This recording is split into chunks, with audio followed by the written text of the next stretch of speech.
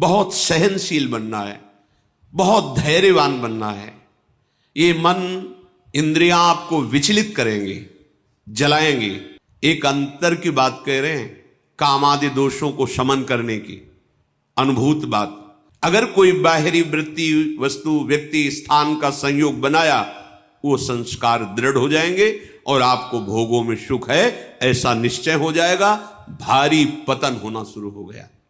इसमें प्रारंभ से लेके अंत तक जलन बढ़ती चली जाएगी। माया में भोग वासना।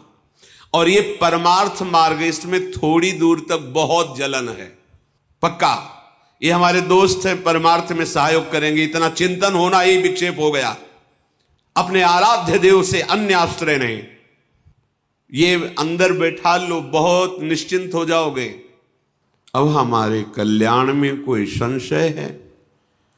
हमारा मंगल पता नहीं होगा कि नहीं होगा, ऐसी सोच का त्याग कर दो, क्योंकि अब हमारा परम मंगल होने का समय आ गया है। नहीं, हमें ये सौभाग्य न प्राप्त होता जो हमें लाडली जी की बिना किसी कारण, बिना किसी हेतु के ऐसी अपार कृपा का परिचय मिला है। अपार सुख देने वाले राधा नाम का परिचय मिला है। समस्त कर्म बंधनों को नष्ट करके दिव्य प्रेम प्रदान करने की सामर्थ्य वाले श्रीधाम वृंदावन का परिचय मिला है। महिमा सुनने को मिली है। इससे हमें विश्वास हो जाना चाहिए कि अब हमारा परम मंगल है।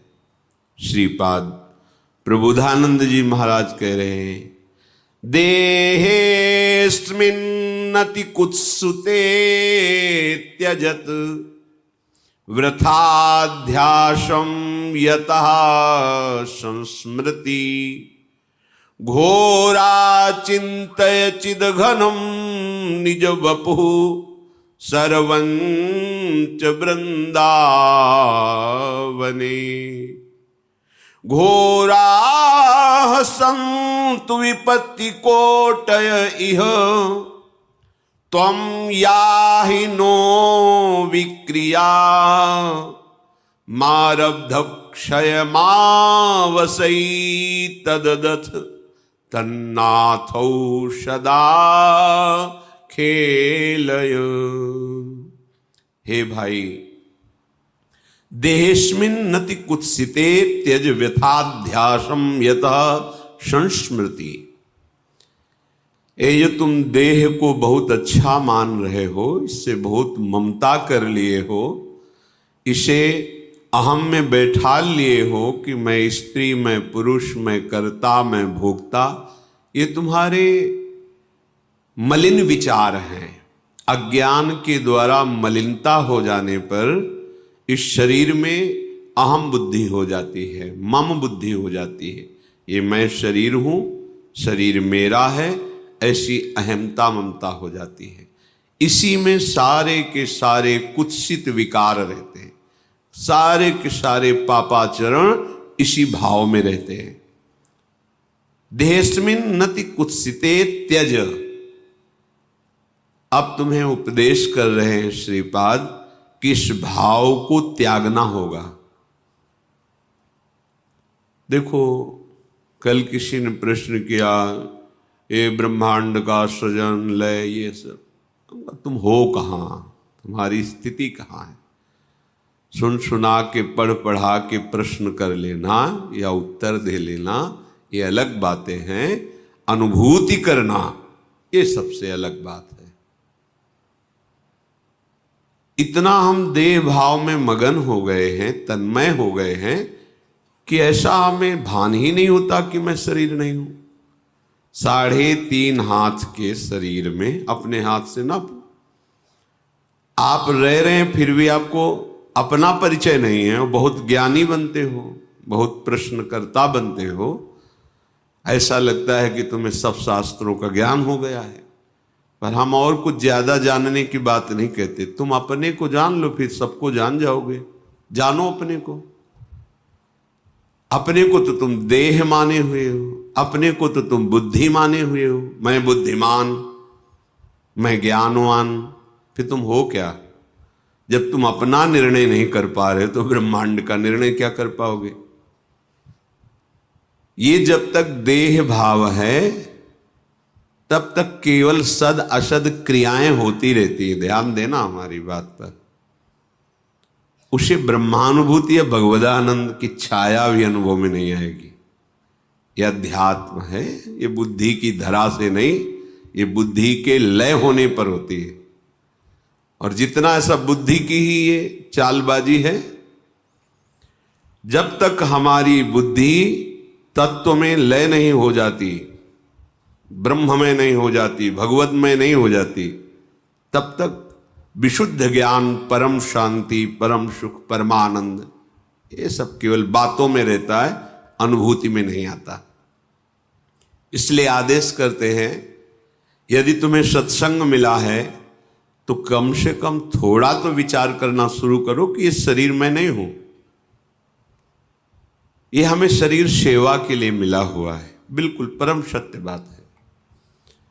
ऐसी कमाई करो अच्छे कर्मों की और उनको प्रभु में समर्पित कर दो।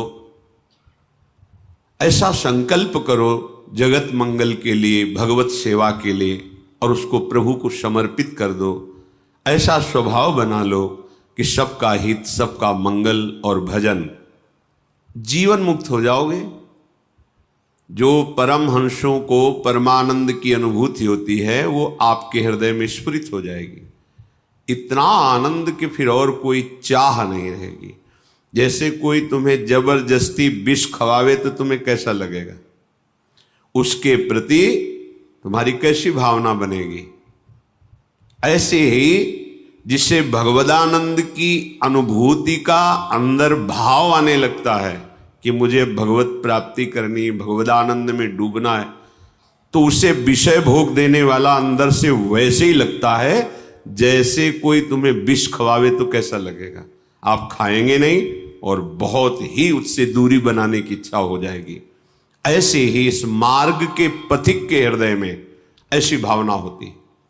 त्याजी नहीं, वास्तविक हृदय से कहता हूं, जिसे तुम सुख समझ रहे हो, जिसे अपने लोग सुख समझ रहे हैं भोगों को, ये एक केवल फसाव है, माया का एक भुलावा है, उसमें सुख नहीं है। सुख देखना है तो एक बार इस जन्म में निश्चय करो। इसी भुलावे सुख में आपने अनंत जन्म व्यतीत किए पर अभी तक आपके हाथ कुछ नहीं लगा।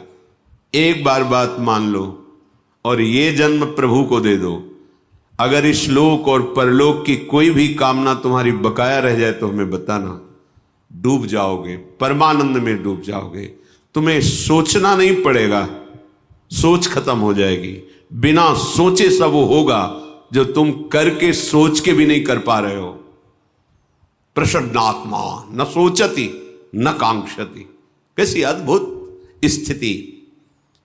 पर इसके लिए आपको ये छोड़ना पड़ेगा। ये जो कुत्सित शरीर में अहमता, ममता, गंदी बातें देखना, सुनना, भोगना, ये छोड़ना होगा। क्योंकि इसको जब तक नहीं छोड़ोगे तो शरीर भाव तुम्हारा और पुष्ट होता रहेगा। शरीर भाव पुष्ट होता रहेगा तो जन्म, मृत्यु, नाना प्रकार के दुख सुख ये आकर्षित करते रहेंगे। जहां आपने अधर्माचरण छोड़ा और भगवत चिंतन कर रहे हैं, आपका हृदय निर्मल होने लगेगा। तो ये शरीर अपने आप अलग दिखाई देगा। उसमें मैं शरीर नहीं हूं ऐसा चिंतन नहीं करना पड़ता, अपने आप ये अलग दिखाई देता है। मन बुद्धि अपने आप अलग दिखाई देते हैं, स्वभाव अपने आप अलग दिखाई देता है। और जब इन तीनों का बाद हो जाता है, स्थूल सूक्ष्म कारण, तो जो बचा वो अपना स्वरूप होता है। जब स्वरूप में तन्मय हुआ तो कुछ बचा ही नहीं, सब ब्रह्ममय हो जाता है। लगो, अनंत जन्म लगा दिए जहां तुम्हारे हाथ कुछ नहीं लगा। एक बार प्रार्थना मान लो, सब कार्य करते हुए। हम ये नहीं कहते कि आप सब छोड़ करके किसी गुफा में चले जाओ, समय नहीं है।